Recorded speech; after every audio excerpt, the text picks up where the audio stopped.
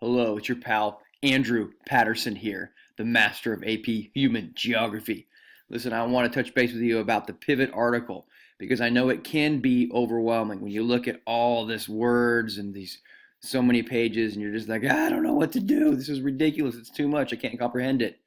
Let's break it down and make it super easy. All right? Whenever I get an article, and believe me, I get geographic periodic articles in and all that, I go to the end of the article to read the conclusion, and that helps me go back and dig in. Because if you're reading all this, you're just like, oh my gosh, there's too much. I don't even know where to start. Okay? So we're going to go to the end of the article. We're going to the conclusion all the way at the bottom. Okay? Conclusion. Shortly before the demise of the Soviet Union, conclusion, it's important to study. Great, who cares? Okay. It talks about Mackinder's Heartland theory. Sweet, okay. This paper is an exploratory essay. Woo, okay, we feel really important about using big words and we're really super great geographers. Cool. All right. Firstly, all of Central Asian states, Mackinder's formula has been reappropriated when we analyze Uzbekistan. Okay, all it's saying is we're using Mackinder's formula to analyze Uzbekistan. Great, great, great, great. Okay. We're reviving Mackinder's theory, talking more and more about how they're going to use geography in Mackinder's theory. Super great. Okay, cool. Here we go. Thirdly, while we're using Mackinder's timeless theory, what are people saying? And here we go. Zotov argues that it is best for Uzbekistan and the region to adopt an anti-American and pro-Russian position. All right, so Zotov says anti-American, pro-Russia. And when we go back into the article, we figure out that Zotov is the Russian guy. So Zotov, the Russian guy, of course, says what?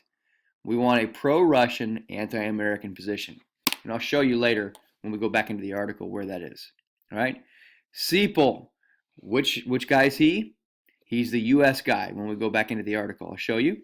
But he says, so Sepal, the U.S. guy, says he is suspicious of Russia, of course, and concludes that a strongly pro-U.S. orientation is best for Uzbekistan and Eurasia. So imagine that.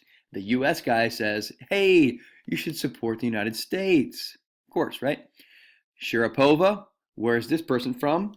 He's from Uzbekistan, all right? He says, well, what can he say? He's in the middle of two superpowers. What do you think he's going to say?